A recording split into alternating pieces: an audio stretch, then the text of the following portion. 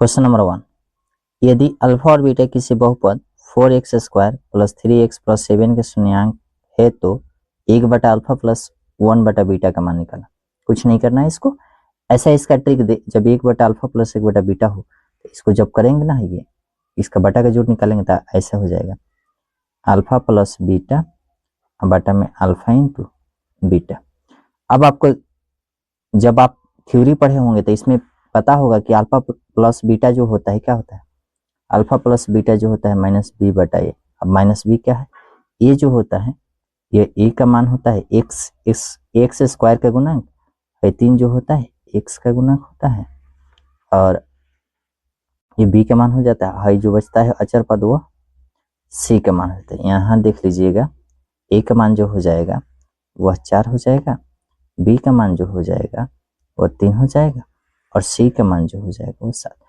ये चिन्ह सभी प्लस में है, अगर चिन्ह माइनस में होता तो हम माइनस में देते, इसलिए तो कह का रहा है कि अल्फा प्लस बीटा, तो अल्फा प्लस बीटा क्या होता है माइनस बी बटे ए, तो माइनस बी बटे ए, तो माइनस बी माइनस दे दीजिए, बी का मान जो है 3 है और ए का मान 4। फिर अल्फा इंटू बीटा, तो अल्फा इंटू बीटा होता है सी बटा ए, तो सी क्या है यहाँ है 7 और ए क्या है 4। अब यहाँ पर रख दीजिए अल्फा प्लस बीटा का मान -3/4 और अल्फा इंटू बीटा का मान 7/4।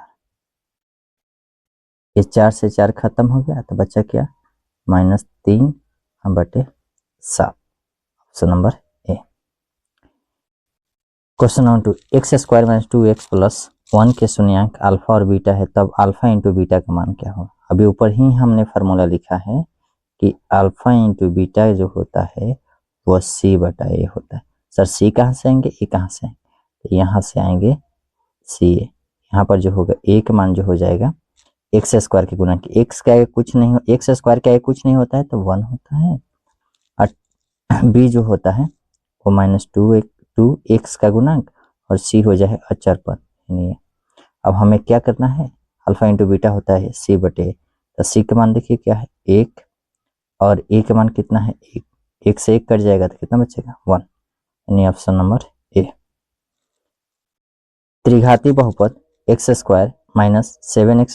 7x² प्लस 5x प्लस 9 के शून्यंक अल्फा बीटा है तो अल्फा बीटा और गामा है तो alpha plus beta plus gamma का मान, इसका फार्मूला होता है alpha plus beta plus gamma equal to -b बटा ए। तो इसमें कैसे निकालेंगे सर जी, तो ए का मान हो जाएगा x³ का गुणांक यानी 1, बी का मान हो जाएगा -7, सी का मान हो जाएगा 5 और डी का मान हो जाएगा 9।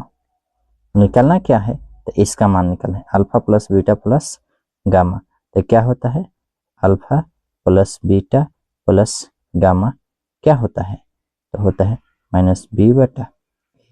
अब देखो तो -b का मान कितना है तो -7 है और a का मान कितना है 1 है, तो माइनस माइनस प्लस यानी 7। ऑप्शन नंबर कहाँ है सी है, ये नहीं होगा, यह मिस्टेक हो गया है, इसको नहीं, ये वाला ठीक है क्योंकि यहाँ जो है b का मान -7 दिया हुआ है, तो ऑप्शन नंबर सी जो होगा वो सही होगा। चलिए अगला क्वेश्चन, बहुपद 2x³ - 3x² प्लस 4x - 5 के शून्यंकों का योग 6 है तो k का मान क्या होगा। ये दिया हुआ है कि ये 4 को है तो ये 3 इसका घात 3 है तो ये त्रिघाती बहुपद है, अर्थात alpha plus beta plus gamma का योग जो दिया है ये 6 दिया है।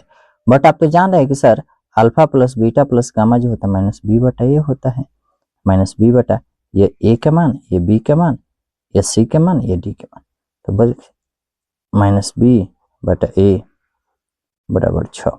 क्या करेंगे, यहाँ जो है b का मान तो हो जाएगा -3 के बटा में a का मान जो है 2 बराबर 6, 2 नीचे भाग किया तो इधर जाएगा गुणा, तो -3 के बराबर 2 गुणे 6, इसलिए यहाँ पर देखिएगा ये -3 है तो यह माइनस यहाँ था तो माइनस माइनस प्लस हो जाएगा, यहाँ हो जाएगा, इसलिए के बराबर हो जाएगा 2 गुणे 6 बटा में 3 कट जाएगा तो 2 2 दूना 4। Option number B. Option number क्या हो जाएगा? बी हो जाएगा। अगला क्वेश्चन,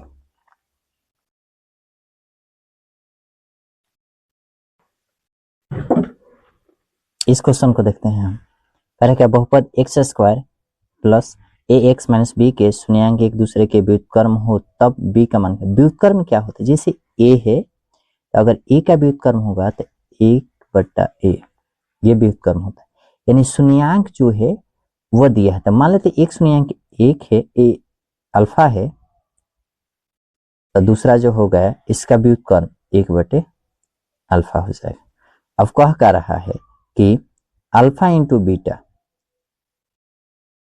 बी दिया हुआ है, यहाँ पर माइनस बी है, हो गया। तो यहाँ जो हो जाएगा अल्फा इंटू बीटा होता है माइनस बी। अब यहाँ से हो जाएगा माइनस बी। कैसे हुआ? अल्फा इंटू बीटा क्या जानते हैं कि सी बटा ए, तो सी का मान कितना है? माइनस बी है और ए का मान कितना है? 1 है, तो इसलिए माइनस बी है।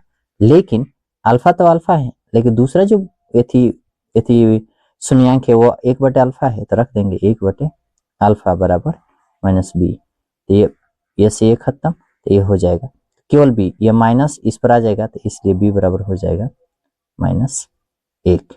Option number B. कह रहा है क्या कि अगला क्वेश्चन, पी एक्स में क्यू से भाग देने पर P X Q X plus R X, जहां क्यू बराबर नहीं है 0 के, तब क्यू एक्स का घात बड़ा है पी एक्स का घात, तब आर एक्स बराबर होगा, तो वो हो जाएगा पी एक्स के बराबर। इसके बराबर होगा पी एक्स का। किसी बहुपद पी एक्स का एक शून्यांक 3 हो तो पी एक्स का एक गुणनखंड कौन होगा? गुणनखंड होने के लिए शून्य होना पड़ेगा, तो यहाँ पर एक दिया है, यानी एक्स का मान जो दिया हुआ है वो 3 दिया है, तो रख लीजिए। जिसको रखने पर शून्य आ जाए वो हो जाएगा। तो यहाँ 3 प्लस 3 तो कितना हो जाएगा? 6, जो कि नहीं होगा। यहाँ रख के देखिए, तो 3 और -3 यानी 0, ये गुणनखंड है, यही ऑप्शन सही है। यदि किसी बहुपद का एक गुणनखंड x प्लस 4 हो तो उस बहुपद का शून्यांक क्या होगा? एक दिया है कि x प्लस 4 गुणनखंड है, गुणनखंड किसका बराबर होता है? 0 के। तो x बराबर, तो 4 इधर जोड़ तो उधर घटा, तो -4। Option number C. Option number क्या हो जाएगा? सी हो जाएगा। चलिए अगला क्वेश्चन देखते हैं। किसी बहुपद पी एक्स बराबर X square plus B X plus C के शून्यांक -2 और 6 हो तो बी तथा सी का मान क्या होगा? बी तथा सी का मान क्या होगा? इसमें कह रहा है कि 2 शून्यांक दिया हुआ है, तो बी तथा सी का मान क्या होगा? एक दिया है यहाँ पर अल्फा का मान जो दिया है -2 दिया है, बीटा का मान जो दिया है 6 दिया है। तो आपको पता ही है अल्फा प्लस बीटा बराबर होता है,